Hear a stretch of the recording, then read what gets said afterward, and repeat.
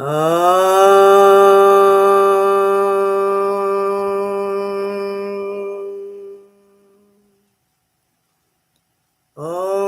Bhurbhuvasvaha Tatsaviturvarenyam Bhargo Devasya Dhimahi Dhiyo Yo Nah Prachodayat.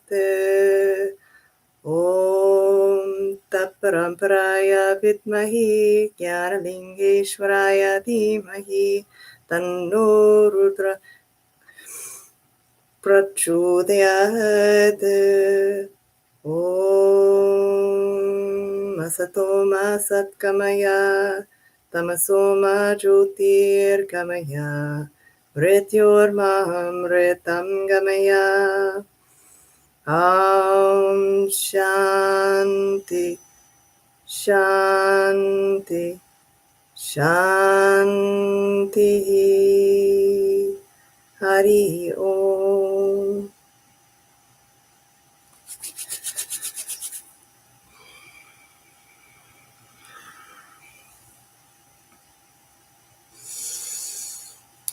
Welcome to Wisdom Whispers.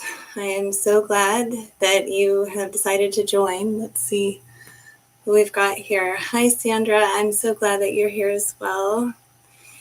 This series, starting out, I'm really happy the way that it came through. I sat envisioning with this and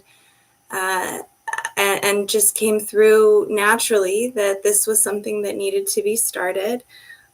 Because of the general premise of what happens when ancient, it's not lore, it's traditional teachings are passed down from the actual vibration of a sound. And the way that I was telling the community on Instagram was, that there is this idea of,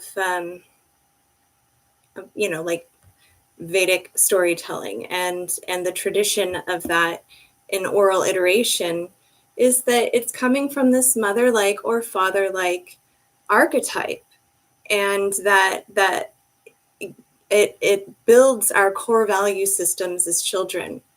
And then we retain it as adults based on the way that our emotions are formed around that, right? Around the way that story was told to us and around the way that we felt when it was told to us. And so that intimate moment when stories were told to us by mom and dad or by some sort of a guardian figure of some sort, it was comforting. And it really is the best way to transmit these pastimes, because you can read them on your own, you can theorize them on your own, but by doing that, sometimes we misinterpret things.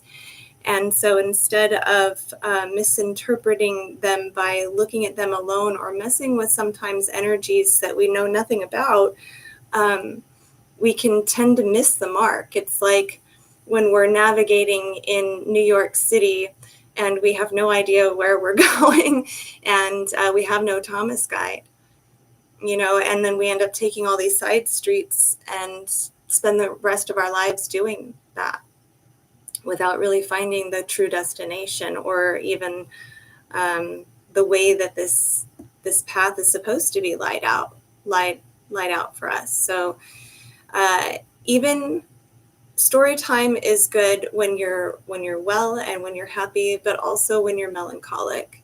And it's a type of remedy that we can use when we are feeling that way, and when we're feeling anxious, when we're feeling stuck, when we're feeling overwhelmed. Definitely when we're confused about life and this path that we're on. And ancient Vedic tradition explains that inevitably our minds are going to take on a condition that is like an opaque, sticky glue, covering the luminosity of the intellect, causing the conditioned soul to feel like it wants to evolve and expand, but it doesn't feel like it's worthy, or valued or loved or enough. It may feel stuck in this quagmire of like harmful patterns, you know, these routines, these traditions, the surroundings, the environment that they find themselves in. And that's a physical environment, an emotional environment, mental environment, spiritual environment that's not conducive for the highest good of its soul's expression. And so then, you know, it wants to change, but these are the things that it's going through, and it feels stuck. It feels like it's in this predicament of being able to get through its own karma, but not knowing how to navigate through its own karma because it can't really truly understand through the ego or through the clouded mirror, the smoky mirror, so to speak. And so all of these teachings are found in the Vedic stories. And the first series that we're going to go through are a child series. And the reason for that, they're conscious bedtime stories. And I think that it's ideal for us to tap into our inner child, since that's sort of where we were originally retaining our information. And so if we can take ourselves back to that center of awe and wonder and delight and gratitude for newness, then we might be able to go into the deeper, more esoteric teachings and stories that that get really heavy. So by going here and at least opening up the mind to receptivity, then I think it may be a little bit easier for us to continue forward in the series. So this first series will be a 6-week series. Each week we'll read one book, and then we'll go over that book and find what it is that what we've learned, and fill in the gaps for one another. So I have The Hug Who Got Stuck, How Diablo Became Spirit, The Boy Who Searched for Silence, The Little Soul in the Sun, Garuda, the Eagle Who Soared with Ahimsa, Pranayama, and The Art of Non-Biting. So all of them are wonderful, wonderful, wonderful reads. But I would like to start with The Boy Who Searched for Silence. So I know that this is likely, can you see that okay? Okay, good. All right. So let me see if I can turn down the light and have it to where it's not so bright. That might help a little bit. Yeah, that's a little bit better. So these 3 books that I have a little stamp on them here in the corner. And that stamp says The Conscious Bedtime Story Club, Snuggling into Togetherness. And these 3 are written by Andrew Newman and illustrated by Alexis Aronson. So The Boy Who Searched for Silence. I really love these also because of the imagery of them. So The Boy Who Searched for Silence.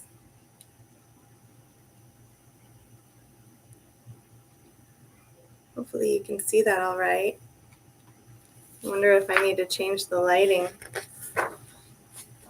So I really love these books because in here it says, the last 20 minutes of every day are precious. It says, dear parents, teachers, and readers, this story has been gift-wrapped with 2 simple mindfulness practices to help you connect more deeply with your children in the last 20 minutes of each day. Number 1, quietly set your intention for calm and open connection. Number 2, then start your story time with the snuggle breathing meditation. Read each line aloud and take slow, deep breaths together. This can be very relaxing and help everyone settle. At the end of the story, you will find the gratitude spiral This will help grow connection as you all share what you are thankful for. Enjoy snuggling into togetherness. Andrew. I just love that. And then each time we would read these books, we would say this together. And I encourage us to say this together. I breathe for me. I breathe for you. I breathe for us. I breathe for all that surrounds us. I love that. And so we begin. Once upon a time, there was a boy who went searching for silence.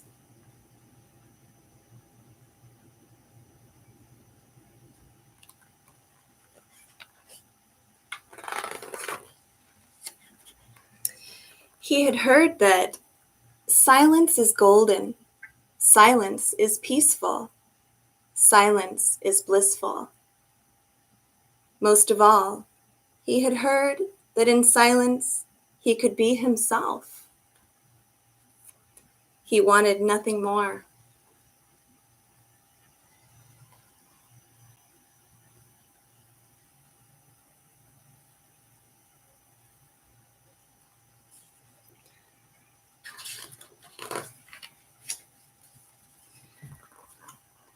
The boy struggled with the noise of everyday life.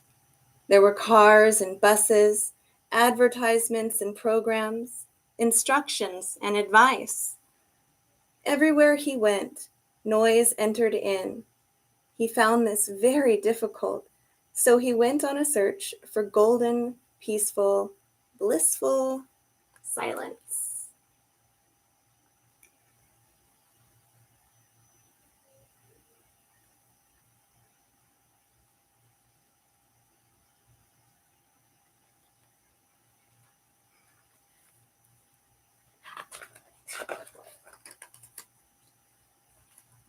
He walked to the park, searching for silence, but the frisbee players were laughing. He walked to the bottom of the garden, searching for silence, but the neighbor's dog was barking. He walked into the forest, searching for silence, but the dog walkers were talking.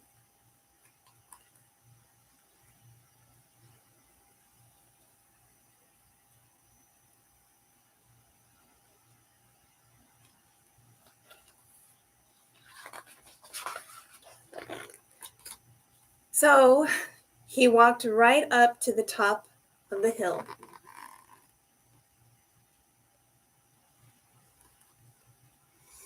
I'm definitely going to change the lighting.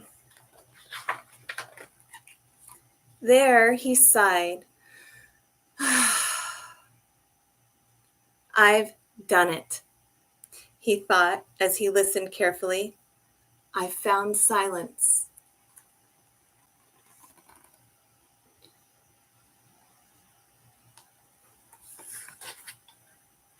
But just as he had thought, a noisy airplane flew over. Ugh, he goes.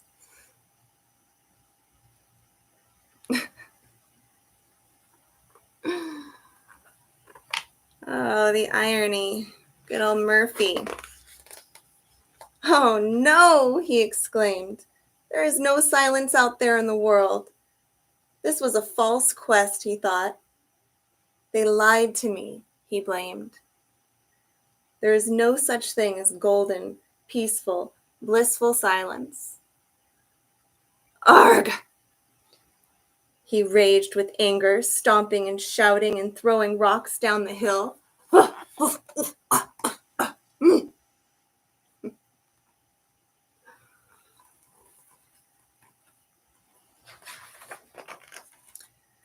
With time, his anger softened.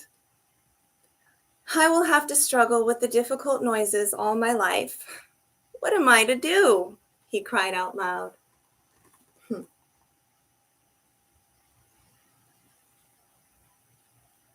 What am I to do with all the outside noise? He sat down, utterly helpless. He closed his eyes and wept. At first, he wept short, breathless sobs, gasping for each new breath. Over time, his breathing softened and deepened, becoming deeper. In and out.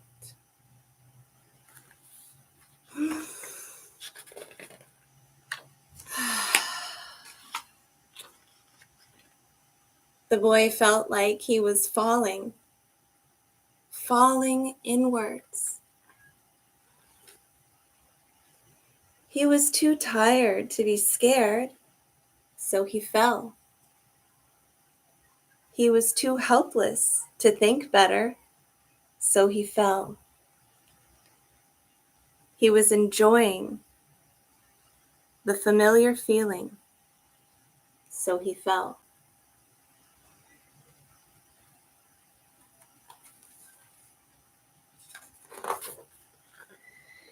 He fell right into silence.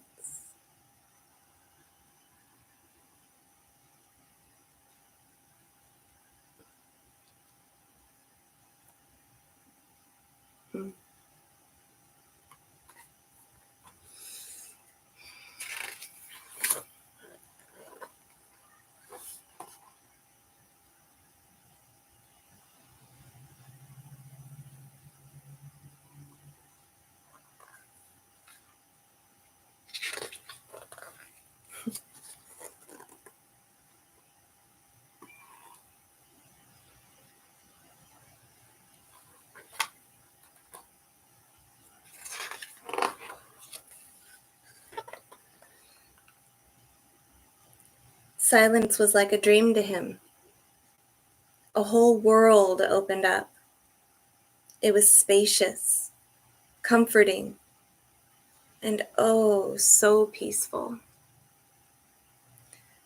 A big smile spread across his face as he rested in silence, feeling deeply nourished inside.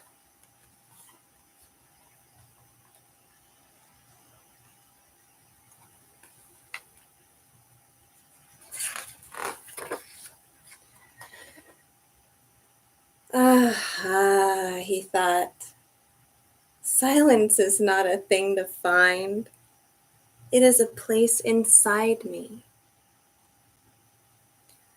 I can go there and visit whenever and wherever I want.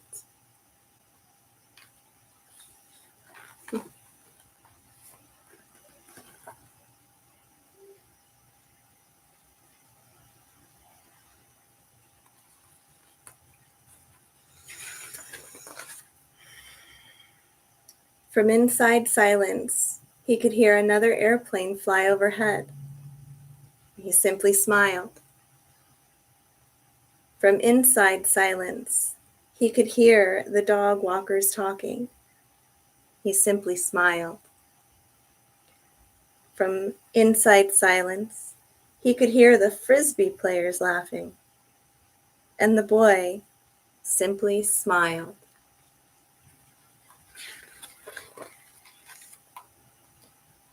When he walked down the hill, silence came with him. When he walked through the forest, silence came with him. When he crossed the park, silence came with him. Silence was his friend.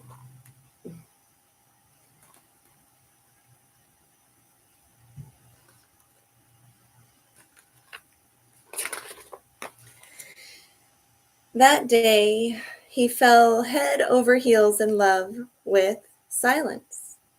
He loved silence so deeply, and silence loved him back.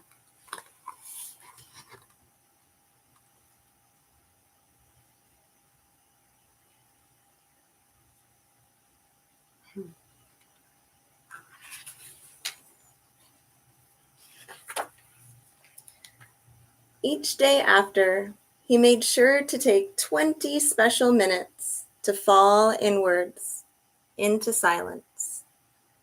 All the things he had heard turned out to be true.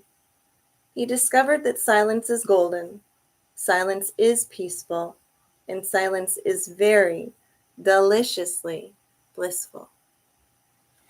So most of all, he discovered that in silence he could be himself. This made him very, very happy.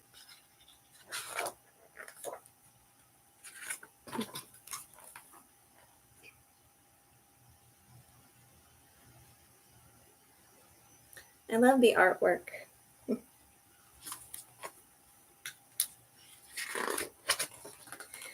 And so on the back of these books, that is the end of it.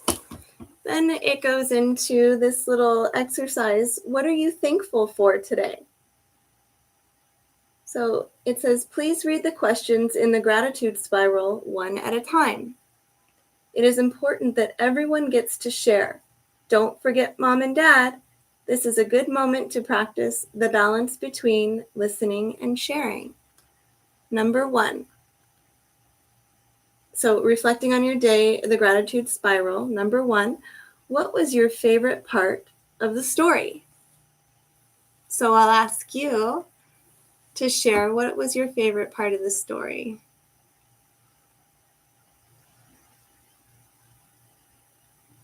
I like when he was sobbing and he started to breathe and going into the silence.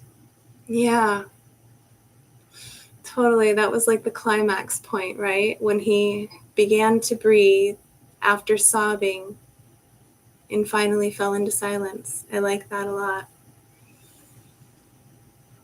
How about you? What do you think, Sandra? I like the part where he started falling, like right after he was breathing, he just fell. Right. Falling into silence. And then he was like, oh, okay. Definitely. Like it opened up for me, a silence for me too. Right? To fall in. It was like a permission in the book for us to just fall with him, right? Yeah. I like that. Number 2, what was your favorite part of your day?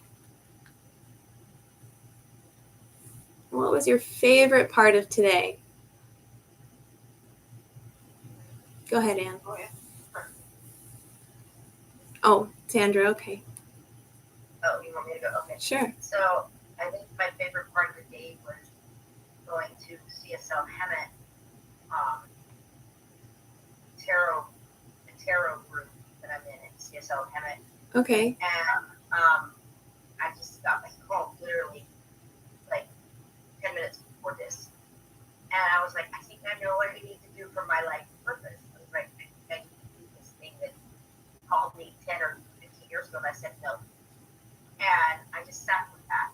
Like, okay, I guess I need to face some shame and cut through the shame and then help other women with this. Mm-hmm. And it was just a kind of a weird like, yeah, this is that thing that you said no to, it's coming back. So you recognized a pattern? Yeah. It's nice. Because I don't want to say no again. And purpose. So you're recognizing the highest calling coming through again in a theme, and also a pattern around what it is that's holding you back or maybe bottlenecking you. That's wonderful. That sounds like good progress to me. How about you, Miss Anne?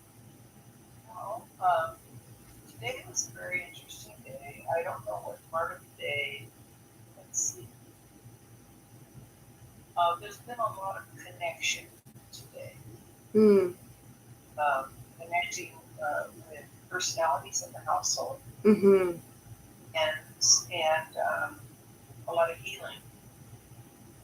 So that's been very, very nice. Wow.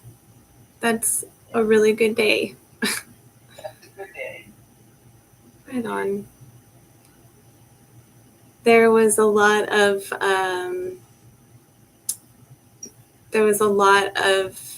moving parts today in my life, and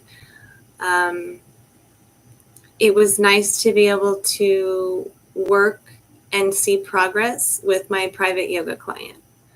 That was like probably the highlight of my afternoon, was to just see how much the awareness opened up for this client to all the different levels of the body. Like there's, different sheaths of the body, and that open and receptivity to it, I could see the difference and just the dropping and the awareness, and it was really neat. Progress in that way. Number 3, who are the people you shared your day with today?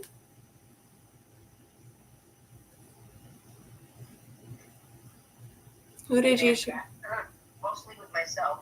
Uh-huh. I did speak to some government agencies to get help with what I'm going through. And then there was the women there, Jill and Kat was there. Okay. But I didn't really share too much. It felt like my throat chakra was tight. This thing has felt tight, like I haven't been speaking my truth for a very long time. That's part of the whole purpose thing.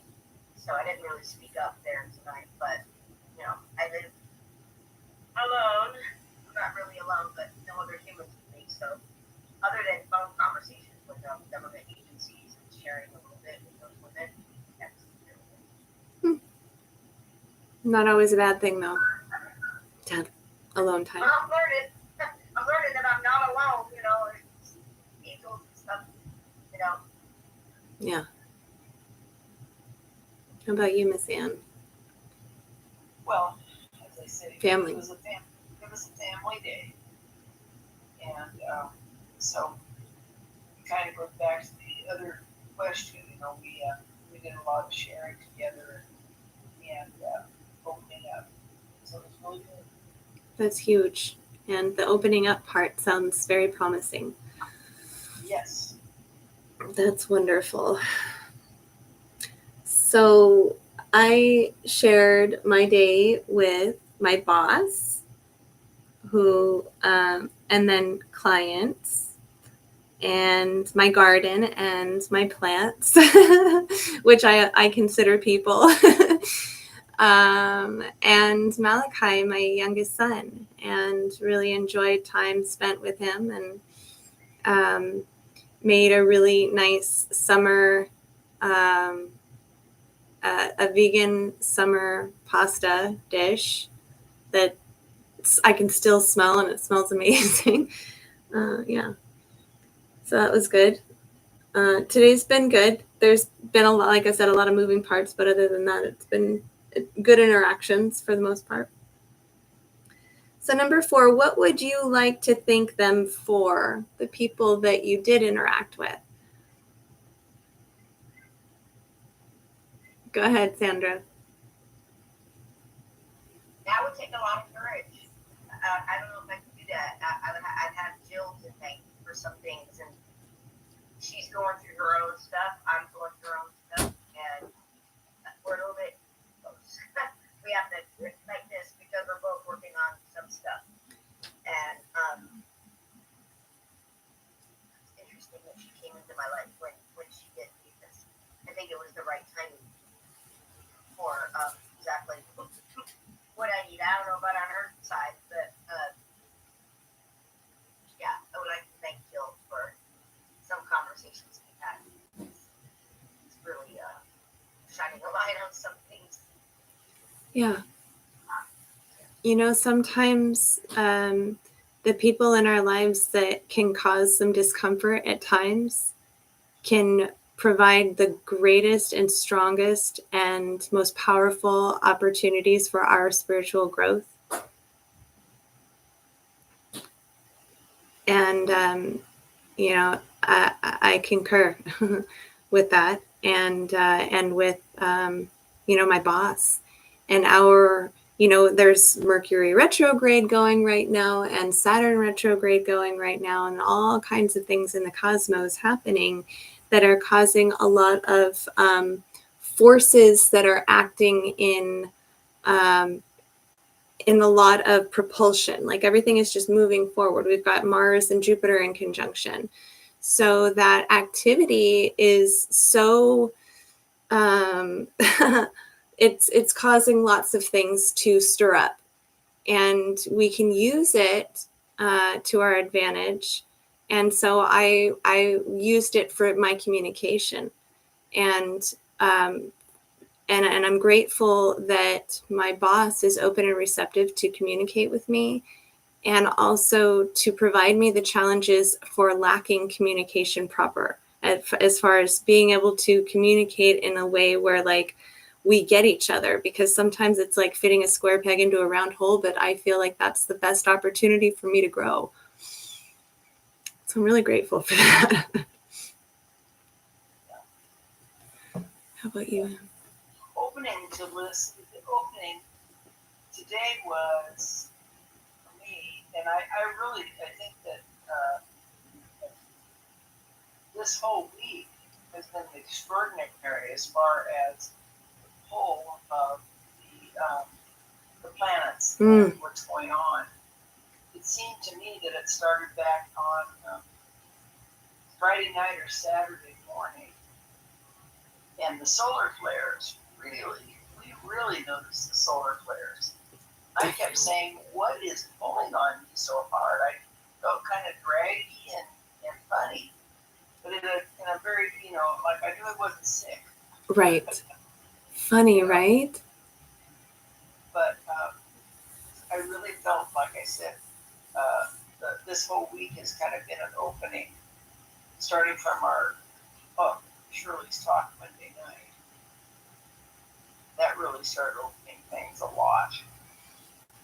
That's good. And it went from there, but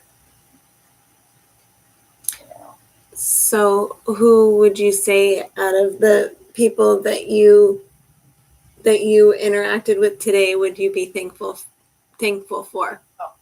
Mostly for Loth really opened up a lot today. Thank you, Loth. And I'm very good. So. Thank you so much, Loth, and thank you so much, Jill, and thank you so much, Tom, for all that you have done for the three of us. Very, very grateful for that. Because we're all walking each other home. Number 5. What one difficult thing happened today? One. If you could pick one difficult thing, what would it be? You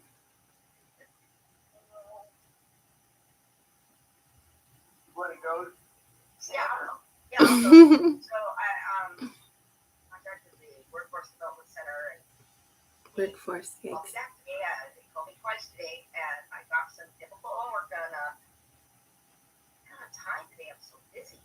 And they said, well, pick a job that you want, and a job that you can do, and you're qualified. Send me the job description and like 2 or 3, and I'll edit your resume. Did it? And I said, it's not gonna work. I said, look, customer service isn't my cup of tea. I said, I have a mouth on me. I'm very mouthy. And I said, now, am I qualified? Yeah. Do I want to do other stuff? Yeah. But customer service, I said, that's not going to work. So I found some other positions that were not customer service oriented. And I said, yeah, I think that was difficult, but I didn't. Well, that's good. I mean, that's difficult, but that's good that you were able to compromise. That's really good. Proud of you. What's the question again? What one difficult thing happened today? Just opening dialogue. Totally. That is sometimes one of the hardest things to do when there's already discomfort there. When there's already almost this level of, okay, this is what I'm ready for. And then all of a sudden there's a turn. And we have to look at that and be like, okay, well, maybe that's the route. So then we open ourselves to that and the dialogue comes. And it's like, wow, all this time, and there was that. And all it took was just a little bit of time. And sometimes it's in divine timing, the way that things happen. Exactly. The difficult thing that happened today, I would say, was that they are at this apartment redoing all of the asphalt throughout the entire, all the parking lot. And they had, posted signs and everything else and gave us the notification that it was going to happen, but they did not tell us that they were going to be doing all of half. And then no one was able to be. So today, from the entry all the way over on my side, absolutely no parking. So all there was for parking was on the other side and out on the street. But, there's hundreds and hundreds of people here. There was no parking left. And so it was next to impossible to find somewhere. Finally found somewhere, but it took forever.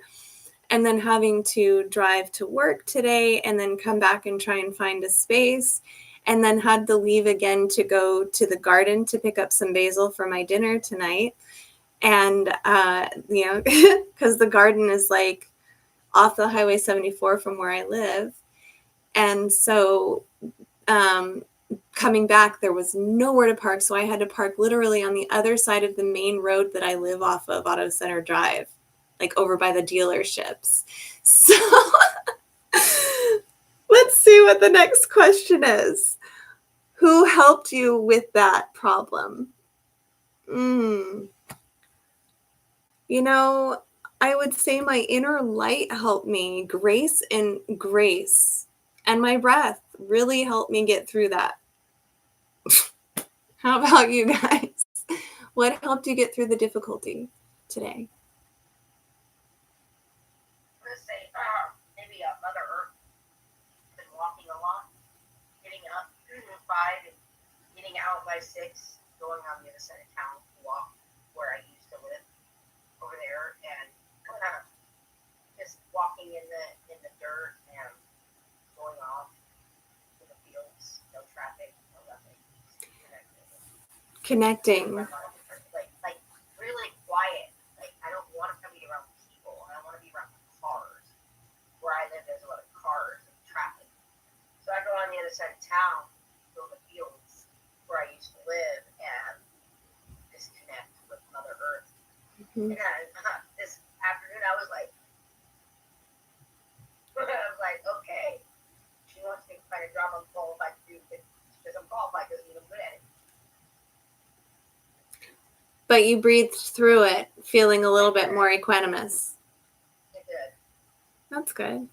That's really good. My backyard did it for me. We set out back. We had a Cooper's hawk. In fact, we had a Cooper's hawk fly in. I wasn't expecting it. Loft saw it, but I didn't. And it flew down right over my head and scared me to death. Oh my goodness. Oh my goodness. Those wings go by. Yeah, scary. Like right over your head? Yeah, right over my head and out onto the fence. Wow, that's neat though. At the same time, it's like, wow, a hawk flying right over above me. And nature, God, I love her power. She just is so forgiving, and she'll take it on for you. She just you just release it right into her. That is our connection. Yeah, and that was definitely, that's why there were no birds in the yard. We were trying to figure it out because usually they're back there on the bird feed. The hawk. Crazy. And we went, that's why. But, I had to look up a Cooper hawk just to see. I think I saw a hawk. They used to call them chicken hawks. Well, after little birds, beautiful. Chicken. Cooper hawks. Definitely have to look into a Cooper hawk.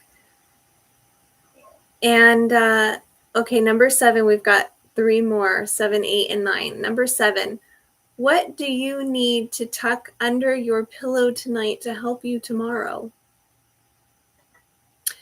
So to me, that would be like, what needs to be released?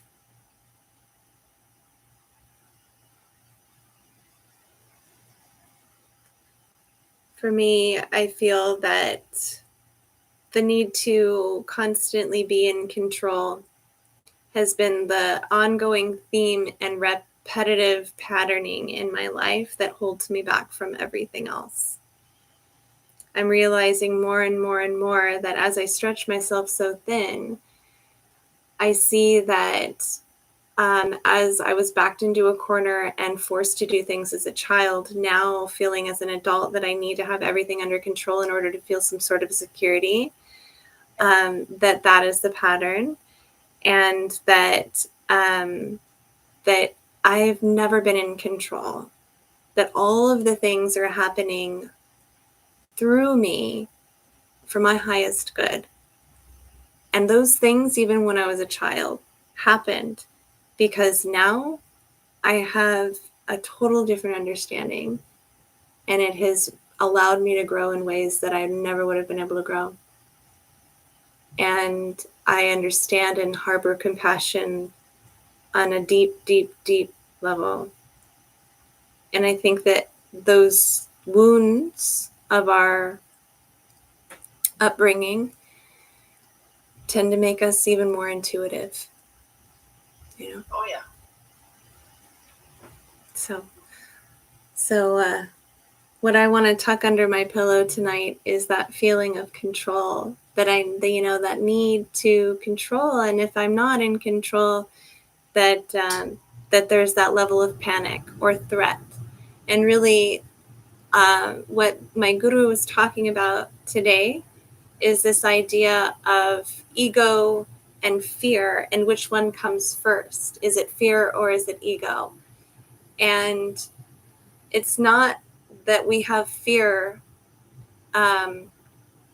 after ego, it's the ego that causes the fear. So he expounds on that, saying that like this idea of I am sets us into a place of threat when that I am is threatened. When we feel like our livelihood or anything that we're attaching ourselves to and identifying with is threatened in some way. And so we can take ourselves out of the other aspect, or like this you and the other thing, and realize that we really are all one individual source expanding itself. And so then we can find a level of peace there, and see that like there's not really anything to fear other than this place of separation. And so we can bring ourselves back to a place of inclusion. And by bringing everyone into it, which is, I feel, why I wanted to do Wisdom Whispers, was because this builds community, and it allows us to, like I said, fill in the gaps for one another and give us the time to be able to reflect and go to sleep with positive thoughts. Very good. So what about you? What would you like to tuck under your pillow tonight, Anne? Basically, I'd like to actually hold that vision that was formed today, Mm-hmm. and love it and nurture it. I affirm it.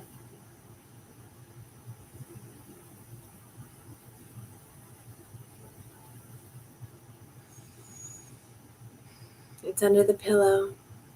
I'd like to tuck under my pillow is a dream that I had of finding a way to own my own business and help other women find their voice, find their heart, and get rid of their shame, their sexual shame, and combine the three. Because that root chakra is base. You have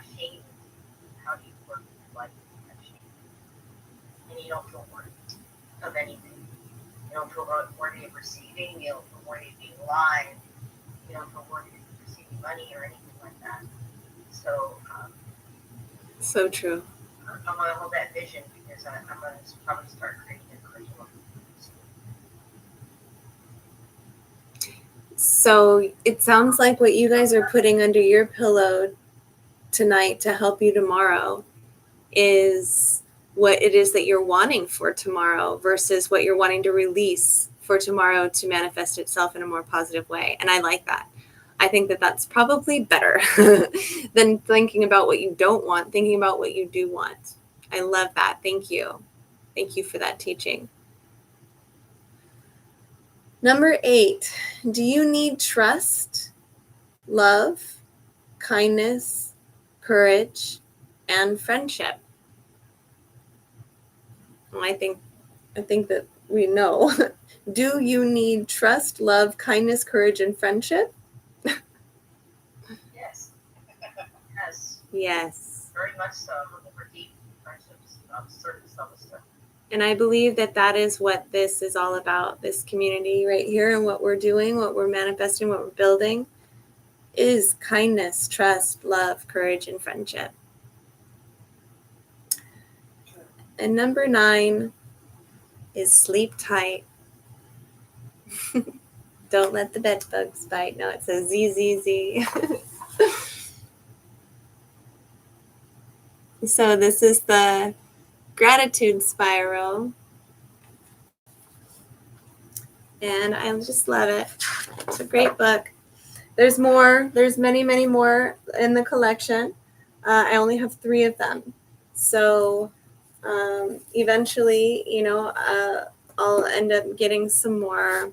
I really like this idea of children's story time. I've been reading my children books, like Matthew's 21. And when he was young, I would read him books every single night and sing him a bedtime song and hum to him. And yeah. So this is kind of the way of being able to do it again, but on a different level, because there is something to say about the transmittance of voice and the vibrations of sound and being able to soothe and calm your loved ones. And my guru says that there's 5 things to remember. It's like a crash course in life. He says, all the rules are my rules in life. I'm responsible for everything. What is here in front of us right now is all there is. It cannot be any other way. It just is what it is. What's here right here is that all there is. And I am not this body. I am not this mind. I am a mother to the world. I am a mother to the world. That is the last virtue. And I believe wholeheartedly that that is what I've embodied. That's what I'm embracing, is truly to be a mother to the world and to be a steward to Earth Mother, and really building and bridging that awareness of giving back as much as we can. Way more than we're taking, that's for sure. And Leonard Nimoy says, the more you give, the more you have. Spock says. Yep. So, do you have any questions about the book? What's the name of the book? The book is called The Boy Who Searched for Silence. And the author is Andrew Newman, illustrated by Alexis Aronson. So it's a female illustrator and a male author working together. And so our next... What I'd like to see, as you were going through this, I'm saying, wouldn't this be a nice series if we could gather some actual children in our Sunday school and do that series, maybe of the see how it went. Would love that. Definitely. I would really think about talking to Diane and maybe really publicizing it. In other words, way more than we normally do. But really play it up there. Yeah. But I think it would be a wonderful gift. As a teacher, I would be the story person. If somebody didn't have a book, I would go into their classroom and do story time with their class while they went into mine, watching my students. Oh, that's so beautiful. Isn't it wonderful to do? Oh, it's just heartwarming. Exactly. And this sounds like something that would be such a wonderful, the way you're presenting it would be such a wonderful way to reach some of those children. Right. You just have to get them, but I guess treating for them is the best way. Yes, absolutely. Opening it up and sharing it with Diane too. Diane's beside herself in there. She hasn't had a lot of help. I was in there last Sunday, but we didn't have any children, so. Okay. I thought that she had some helpers in there. It's funny, I talked to Charlene about the Wisdom Whispers, and she said that she had just had a dream, and I did not tell her about any of the books yet, because I was telling her about Garuda, the eagle who soared with Ahimsa, and that's all I said. And she said, that's interesting. Tell me more about it, because I just had a dream last night about an eagle who flew down something about a cat and landed on her shoulder. And something about her cat. Well, Garuda, the first animal that he makes friends with in this book is a cat. Oh, yeah. So I found that really interesting that she just so happened to have a dream where the eagle was coming down towards the cat and then flew and landed on her shoulder. As like an affirmation, she says, you can't make this stuff up, Charlene. So next week we will read Garuda, the eagle who soared with Ahimsa. And we'll learn a little bit more. This book is by Ali Ford. And it's really nice because in the back of this book, she actually puts some yoga asana poses for kids. So they can learn different asanas at the end, which is really, really sweet. Yeah. And the names of them and how to get into them. Those are her kids, and the different postures. So that's really sweet. And talks about just the author's note, when I began teaching yoga to kindergarten and first grade students at my children's school, it just made sense to incorporate some of the deeper lessons given to us by the Yoga Sutras of Patanjali, especially Ahimsa. So Ahimsa means non-harming, non-violence. And it's the first virtue of the Yama limb of yoga, which is the first limb of yoga. So, yeah, that's going to be our second book. And I'm so happy that you came on. I did not record this first live here, but I do have the live stream going, which I'm going to end now. I will just close with so much gratitude for our gathering and for what is to come, because I know that in the mind of God, everything is perfect, everything is whole, everything is complete, and everything is going in perfect propulsion, in divine timing, in divine planning. And it's working through us, as us right now, and right now. So I simply allow it to be and release it into the power and action. And so it is. I bless you. Thank you so much. Love you, girls. We'll see you next week. Or no, I'll see you on Sunday, right? Yeah. Okay. Well, call me anytime.